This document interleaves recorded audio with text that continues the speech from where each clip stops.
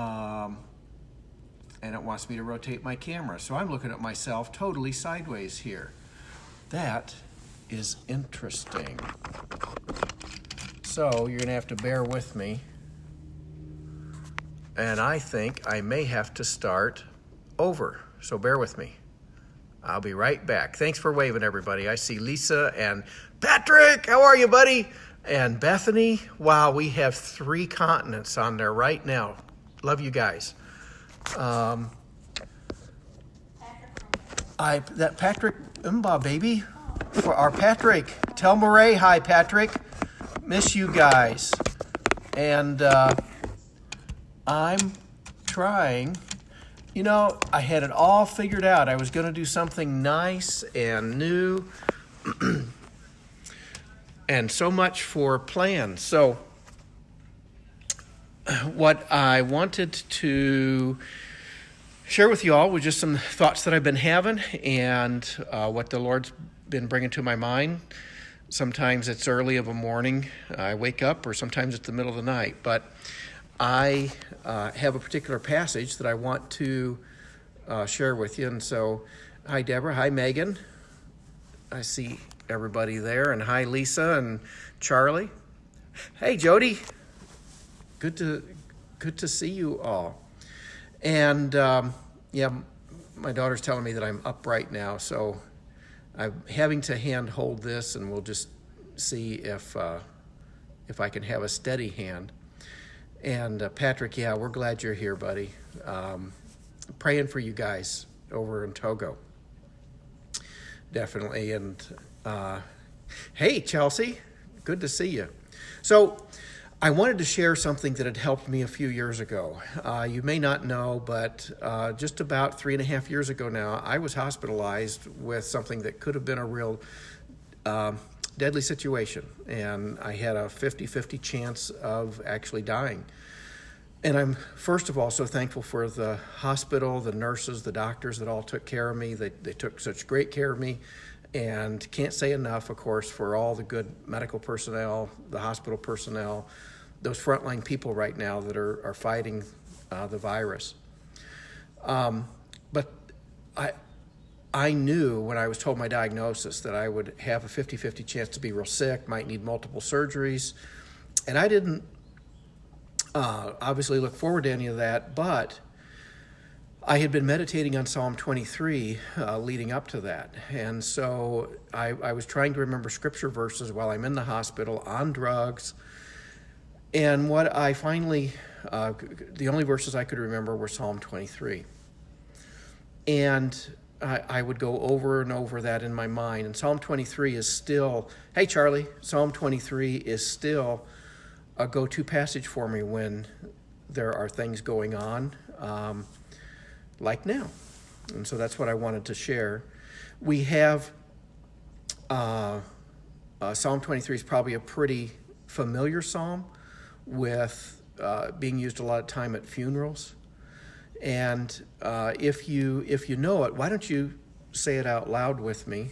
And let's just say it together the whole way through. It's only 6 verses. The Lord is my shepherd, I shall not want. He makes me to lie down in green pastures. He leads me beside the still waters. He restores my soul. He leads me in the paths of righteousness for his name's sake. Yea, though I walk through the valley of the shadow of death, I will fear no evil, for you are with me. Your rod and your staff, they comfort me. You prepare a table before me in the presence of my enemies. You anoint my head with oil. My cup runs over. Surely goodness and mercy will follow me all the days of my life, and I will dwell in the house of the Lord forever. Hi, Scott. Glad to see you, buddy. So that was the psalm that took me through that time 3.5 years ago when I truly did not know whether I would live or die. And it was that psalm that brought great comfort. And that's what I wanted to share with you all today, some things from that psalm. And first off, we start off with, the Lord is my shepherd. And that means relationship. And if we have the Lord and we are in a relationship with him, and of course,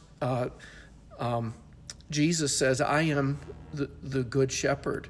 Jesus is the good shepherd. And when we have a relationship with the Lord through Jesus, then we can have that relationship that Psalm 23 talks about. And when that's true, the next phrase is true, that I have no other needs. The big need that I have and that we all have is that we have a relationship with God. And so once we have that relationship, sometimes God needs to get our attention. And I want to do a shout out here because I see, hey, Cindy, hi, Kasha, good to see you guys. I'm glad to see everybody that's on there. So when we have this relationship with God, then sometimes he needs to get our attention. So the psalm says, he makes me lie down. And right now I kind of feel like we're being made to lie down some. We're supposed to be staying in our homes. We're not supposed to be going out and about. And in some ways, I think God may be trying to get the attention of us all, because he makes us to lie down in those green pastures, but where he makes us lie down is in a good place. We've got food, the sheep eat green grass. Now, I don't eat green grass. I barely like salads, but my wife's listening, I do eat salads because it's healthy for me. But he's putting the sheep right down where they can be comfortable, they can get rest in green grass. And then once he gets their attention by actually forcing them, making them lie down, then he can lead them to still waters. And they need good waters to drink. Sheep like still waters. They don't like running water. And when they get that water, I think of the refreshing water. Jesus says when we come to him as our shepherd, he will give us springs of living water that will spring forth from our own heart, and we'll never be spiritually thirsty again. And then once God has gotten our attention and he's leading us to the still waters, then he can lead us further in paths of righteousness. Hey, Larry Ann, good to see you. And those paths of righteousness are the right ways to live by what God says. And when he does that, he's doing that more for his name's sake than for us. And so when he's leading us for his name's sake, we know that we're in the right place. We're right with God. He's our shepherd. And so as we continue looking at Psalm 33, and hi, Linda. Glad to see you. So as we look at Psalm 23 and God is leading and guiding us, we need to know that it's not all going to be hunky-dory. And that's why I think the next verse is right there, and it says, yea, though I walk through the valley of the shadow of death. Because we can be right where God wants us. We can be giving him our attention. We can have relationship with him. We can be at the still waters. And then when we end up being led in those paths of righteousness, it's not always easy. And I forgot one thing that's real important.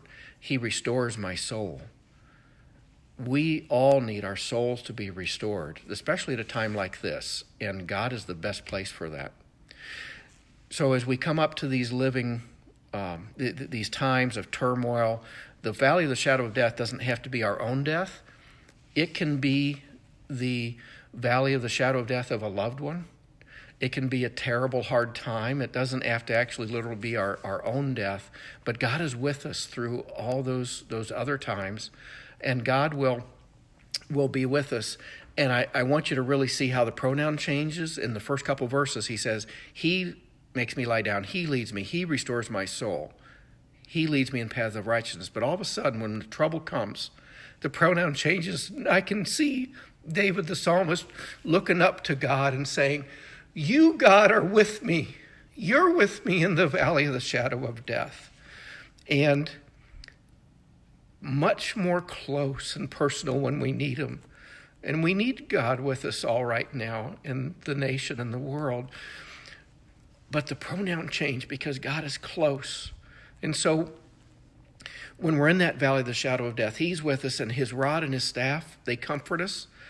God leads us. He protects us with those things. And then you, God, prepare a table for me before me in the presence of my enemies. He wants us to have a banquet, even when the enemies are around, and we've got that enemy, the virus, around. But even when that enemy is around, we can know that God is with us, and he will take care of us and prepare us a table. And then he gets even closer, and he says, you anoint my head with oil. How that oil, it can be ceremonial. It can be saying this person is important, and it can be medicinal. But to put that oil on, he's right there. God's close enough to touch our heads and rub the oil in. And that's close.